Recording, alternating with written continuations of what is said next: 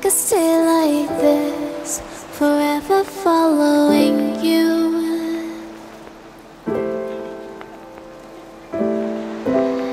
Just don't get too far, and I'll be right where you are.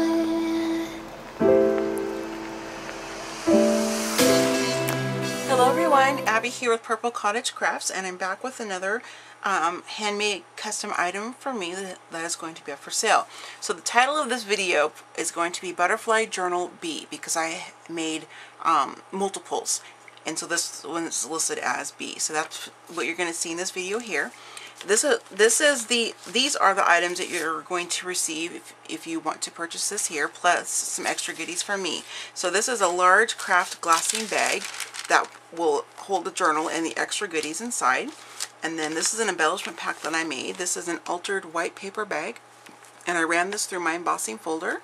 Really, really pretty. And then just some decorative stuff right there. Really pretty flower and some lace and buttons and things like that. There are 4 different decorative napkins in here, and these are a couple sheets of some wax paper that I also ran through my embossing folder, so there's a couple different designs on there. So you'll get this with the journal, and this is the front. I'll show you with the closure on there first, and then we'll go ahead and take this off. This is not attached to the journal at all, so you can use this in another project if you want to, or if you want to create your own closure for this journal. That is totally up to you. Really, really pretty. These are some acrylic wheat sprays from Money Gabby, Marion Smith, and this is from Prima.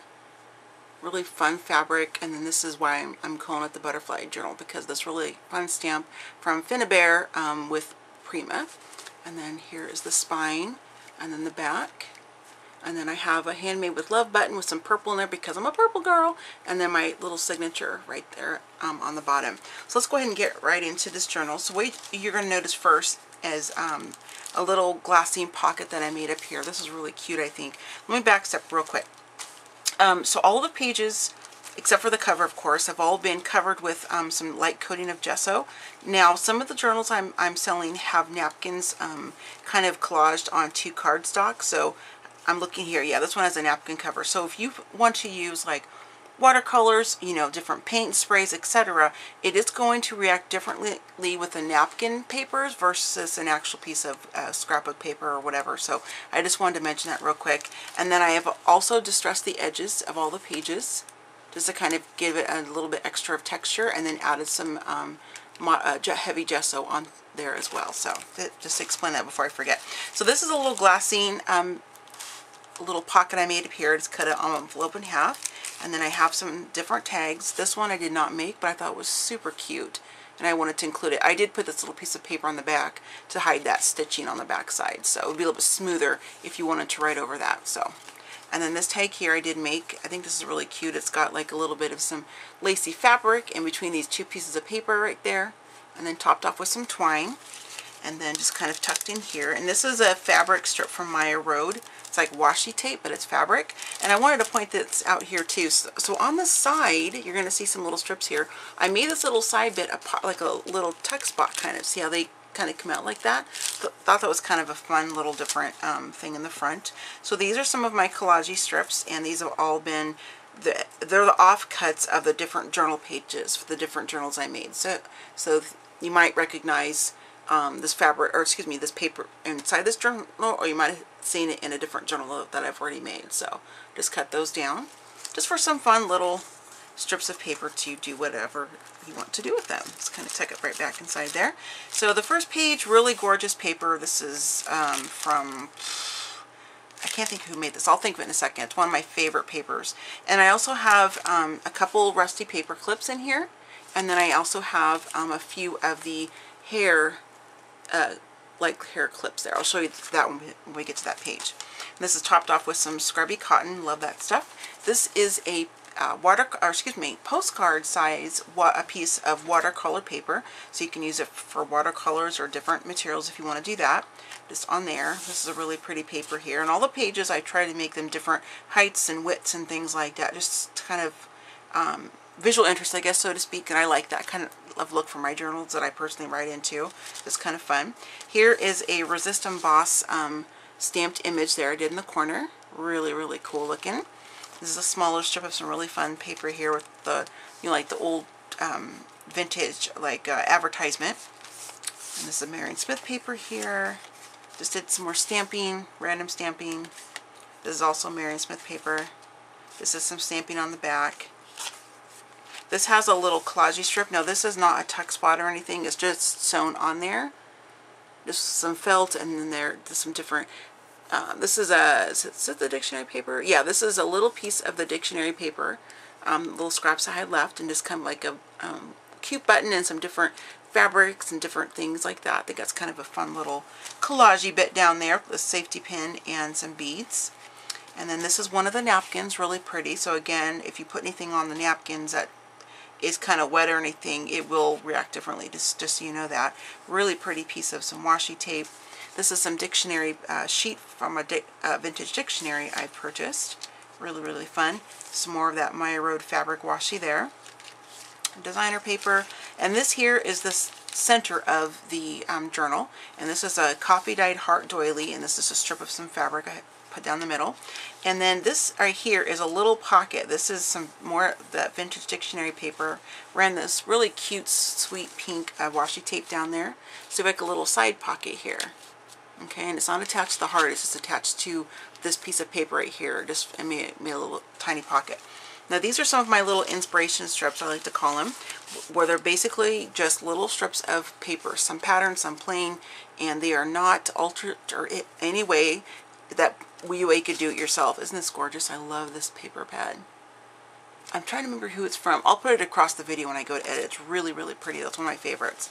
And just a little piece of paper that you can do, you know, write quotes on or whatever it is you want to do with it. Total creative freedom, of course. And this tucks it right back inside there.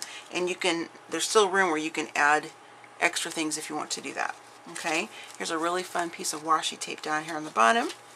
And then back half of that vintage dictionary sheet. That gorgeous napkin, one of my favorites again, and then just kind of working it towards the back of the journal. So here is another rusty paper clip. What I have here are some different types of textured papers. I have some basil, which is that linen kind of a look, the cardstock pattern to it. I'll show you that here in a second. And then I have some graph paper. So the basil paper has that linen look. You see what it's a texture, really, really fun. Just some graph paper. These are some actual newspaper print papers without the print on them. Those are from Seth Cole. Really, really fun to work with. And this is a larger piece of some decorative paper there, just kind of clipped in there. So you can do with these what you would like. Just some more stamping again, and then going towards the back. This is another little tuck spot that I made here with the piece of that basil cardstock. And I just tucked in some little squares of paper, and some are distressed and some aren't. Maybe you can do some journaling on there. Oh, I'll trim that piece off. Leave that out so I don't forget. I'm sure nobody's going to want to see. You don't want a piece of paper with that on there. Or I might put some washi over the top of it. You'll see what I do to it if you purchase this one. And there's a really fun collage bit down here. This is some acetate flowers right there. Really fun. Okay, and then moving back to the last two pages, or part of the pages, this is one of those rusted hairpins. You buy these anywhere, and you can put like a flower or whatever you want on there. So I just didn't put anything on it. Probably kind of a fun, different way to clip some different goodies in. This is my coffee paper here, and I just crinkled it and then dried it and cut it into a couple small sheets there.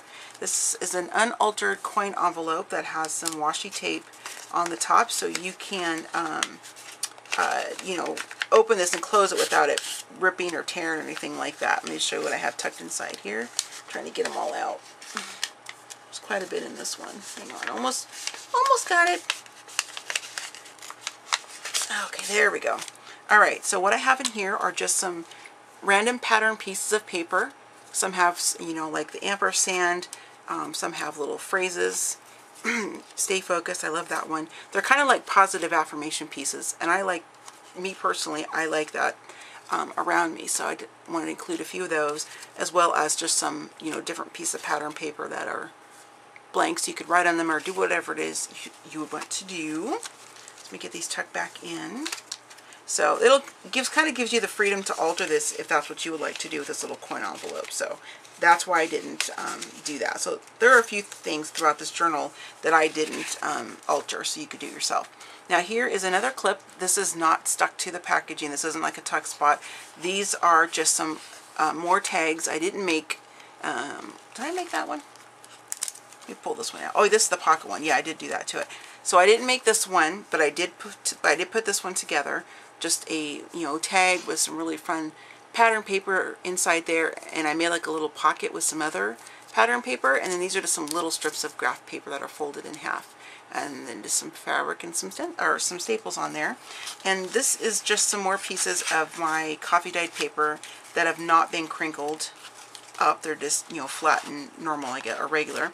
And then on the back side, you get a full sheet of my coffee dyed paper to do with whatever you would like. And this is printed on, or this is 100, not printed, this is 110 pound weight cardstock, or yeah, paper. So really, really nice and thick. And this is really fun to kind of alter and do with whatever you would like to do with it. So this is the journal here, again, with the embellishment pack, the craft glassine bag that you can use for something else if you want to, as well as an extra item from me. I like to include little freebies. I think it's just kind of fun when you purchase something and you get a few extra things. So, and it'll be a surprise. That way the recipient will also be like, oh, this is really fun to have these extra bits in my order or whatever. So the total price for everything you see here is $65, including shipping in the United States.